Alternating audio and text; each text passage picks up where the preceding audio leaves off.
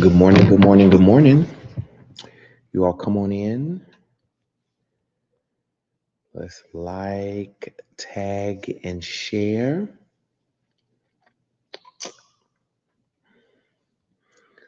Let's like, tag, and share.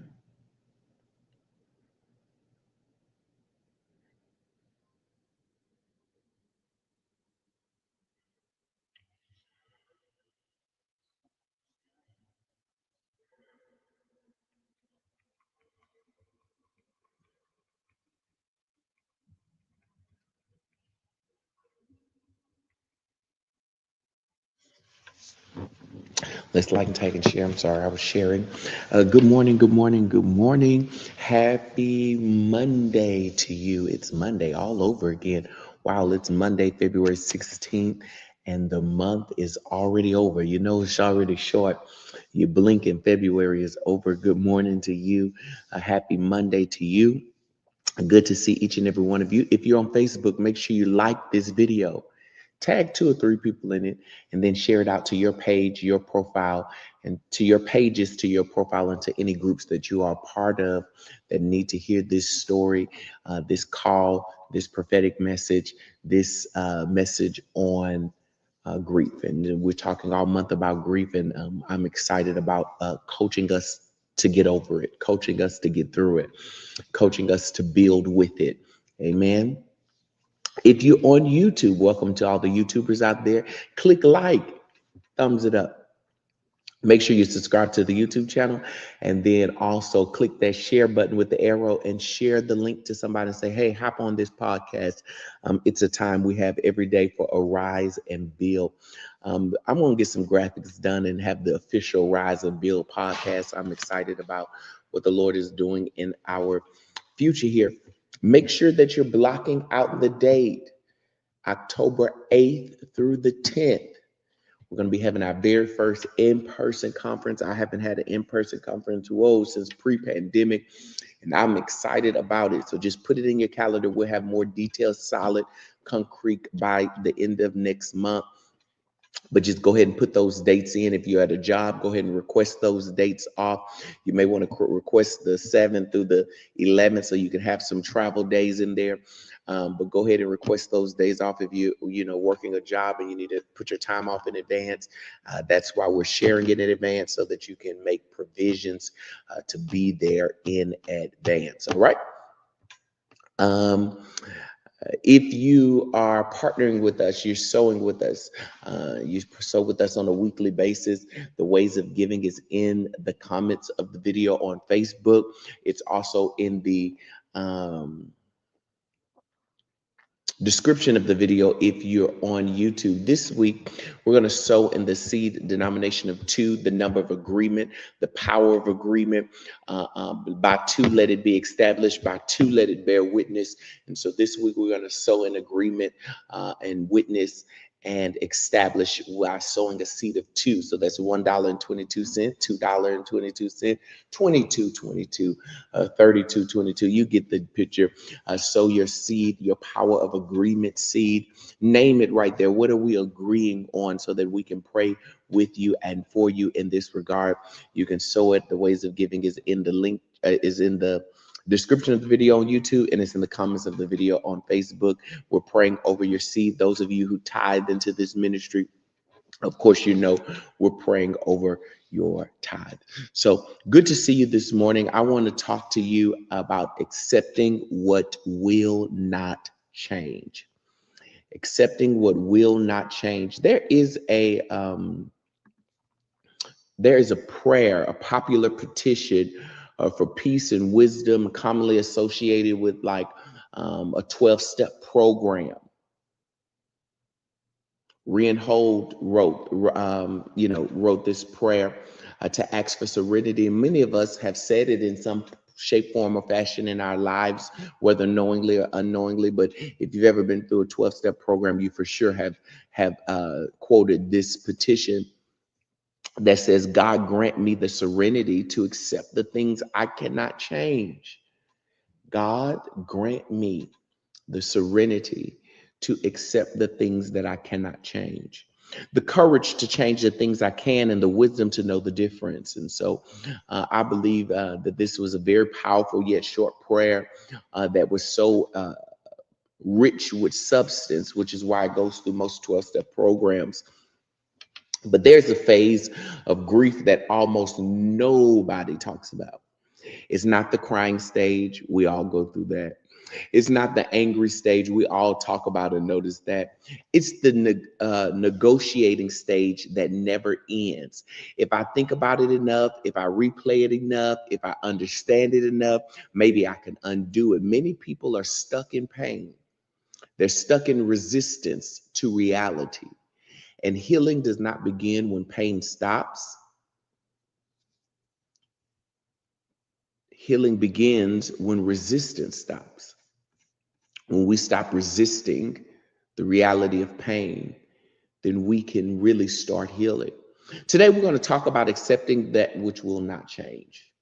Not because you like it, not because you want it not to change, but because fighting reality keeps reopening the womb and keeps you in the cycle of emotions. So let us get started today. Core truth number one: acceptance is not agreement. Just because I accept that this is my reality does not mean that I agree with it. Accepting doesn't mean you approve it. It just means that you acknowledge it. You can accept what happened was unfair. You can accept what was lost mattered. You can accept what you wanted isn't returning. Acceptance simply says this is real. When you refuse reality, your mind keeps reliving it, trying to fix it.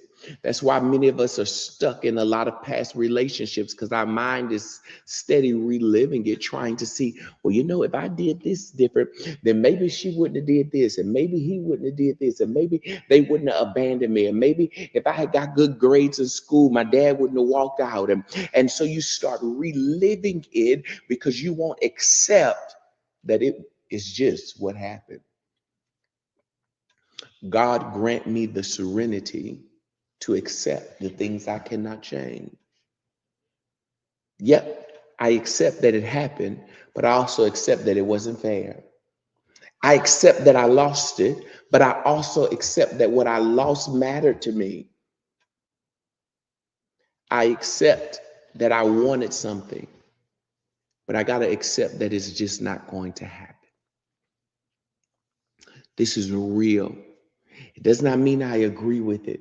It doesn't mean I approve it, but it just means I have a healthy acceptance so that I can move on healthy, so that I can keep building healthy, so that I don't build with resentment. Resentment is a silent killer. A lot of us are resenting things that we don't even know we're resenting. We're resenting people that we don't even acknowledge that we're resenting. We're resenting things and situations that we don't even know that we are resenting, because we won't accept reality. I didn't say approve it. I didn't say come into agreement with it, but just accept that it did happen. When you refuse reality, your mind just keeps trying to fix it. But the brain cannot solve a moment that no longer exists. Write that down. That's very powerful. You need this in your arsenal. Your brain cannot fix something that doesn't exist. And a lot of the things that our brain is working tirelessly and overtime to fix, that moment no longer exists. We're simply rehearsing it in our head. Wow. Take that in for a moment. How exhausting is it to keep spinning your wheels, trying to get somewhere, trying to do something, trying to accomplish something in a moment that is no longer available? It is simply being replayed in your head. It's looping. But when we accept the facts, we can break the loop. He not coming back. She did that. That happened to you. You got fired. You went through an eviction. You went through a divorce. You have to accept that so that you can break the loop of your emotions and the cycle that wants to keep you there so that you can build to what you are in agreement with. Truth number two. Truth number two. The mind keeps reopening what the heart won't close. Write that down. Your mind will keep reopening what your heart refuses to close. Replaying conversations, rewriting outcomes, reimagining endings. This isn't memory. This is mental resistance. Your mind believes that if it keeps analyzing it, it can regain control. But control is not always available. And the cost of refusing reality is emotional exhaustion. We are emotionally exhausted as a people. Think about it. You could sleep for 8 hours and still wake up tired because this exhaustion isn't physical. It's mental. It's emotional. And it stays that way as long as your heart refuses to accept, close, and move on. Stop replaying those conversations. It's not going to change. You didn't miss anything. Stop rewriting those outcomes. Well, if I did this, then X, Y, Z. If I X, then Y. And if Y, then Z. And then if Z, then A. And if A, then B. You keep rewriting outcomes as if it's going to change. And it keeps your heart stuck in a loop. Stop reimagining the endings. It happened the way it happened. Let's move on beyond it.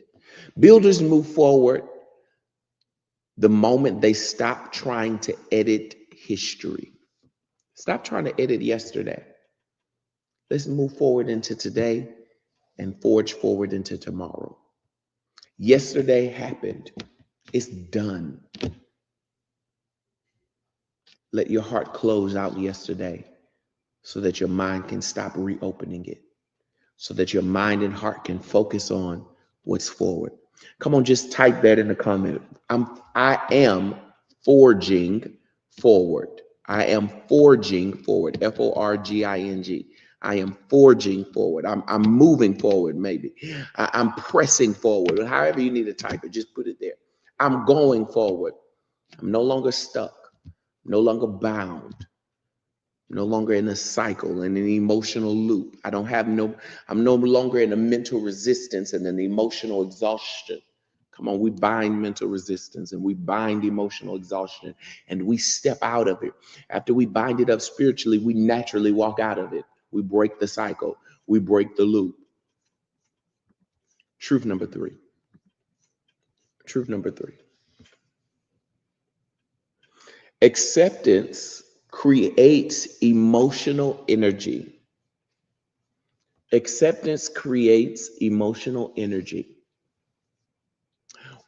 If resistance drains your energy, then when I stop resisting and God grant me the serenity to accept the things I cannot change, and I accept it in serenity, then it releases energy. If resistance drains it, then me accepting it will release an energy to overcome it. The enemy has hijacked our thoughts, thinking that we just need to resist it. We need to reject it. We need to act like it didn't happen. We need to keep trying to rewrite it. We need to keep trying to figure out where we went wrong. One of the most emotional, exhausting things is when something happened to you, you keep trying to figure out what you did. What did I do wrong? How did I mess up? How could I have did anything different? Just accept what happened so that you can move and curate your next, create your now. The moment you stop arguing with what already happened, your mind can quiet itself. The reason your mind is all over the place is because you still want to argue. Oh, y'all don't want to talk about this morning.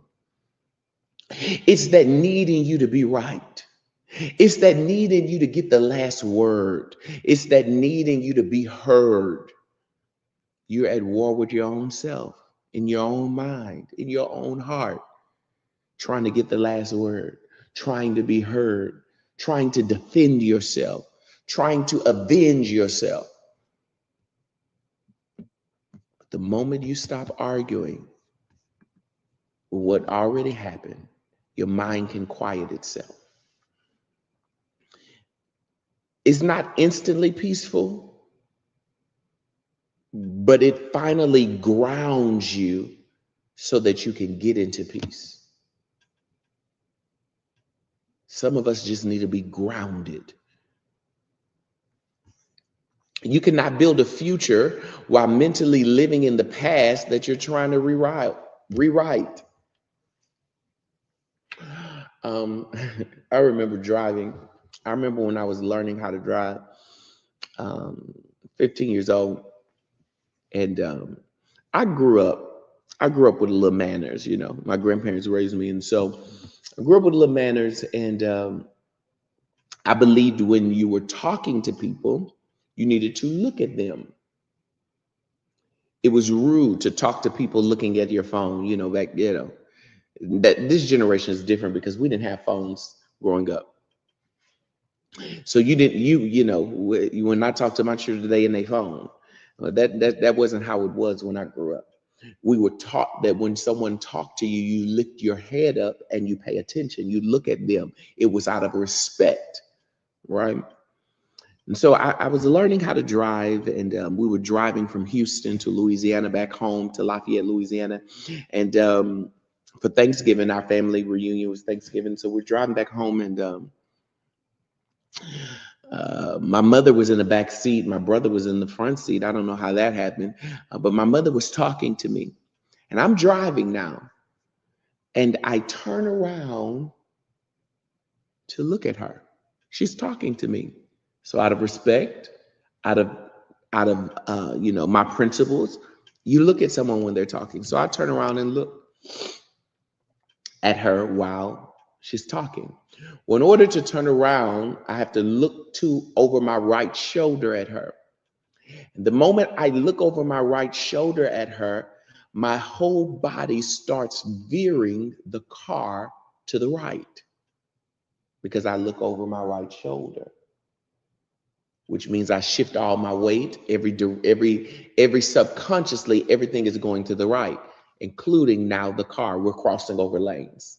My mom's like, boy, pay attention, stop turning around. I realized that whichever direction I started looking in, subconsciously, I would shift the whole car that direction. Well, that's the problem we have right now. We're trying to drive forward, but we keep taking our eyes off forward march. And every time we change the direction of our view, we veer the car a little more off track. Some of our derailment is not demonic. Oh, I'm gonna get in trouble. Some of our derailment is that we keep looking back, thinking we're not gonna turn into a pillar of salt. Some of our derailment is that we keep our focus in the rear view instead of the front windshield. There's a reason the rear view mirror is small compared to the front windshield. More of our focus should be up front. There are times that it is called for us to look in the rearview mirror. That's why it's there. There are times to reflect, but not to keep trying to rewrite, relive, renegotiate past. You can't build a future while mentally living in the past you're trying to rewrite. You need to look forward. Eyes ahead. That's what the teacher used to tell us when we was taking the test. Eyes ahead. I'm going to say to you this morning, eyes ahead. Acceptance does not erase grief, but it does make healing possible. Let's get to our homework today. Ask yourself honestly this. What am I still trying to mentally undo? What am I still trying to mentally undo? And declare this out loud. I cannot change what already happened, but I can decide how to carry it. That's your declaration over whatever you're trying to mentally undo. So you write down the things you're trying to mentally undo, and you declare this over each one of them. I cannot change this. It's already happened. But I can decide from this day forward how I choose to carry it. Today, practice replaying with breathing. You see me. I'm so proud of myself the other day when I could have went off. I breathed all day that day. Every time somebody said something slick to me and my mouth was ready. If you got to know this about Reverend J, don't come at me sideways because my mouth is quick.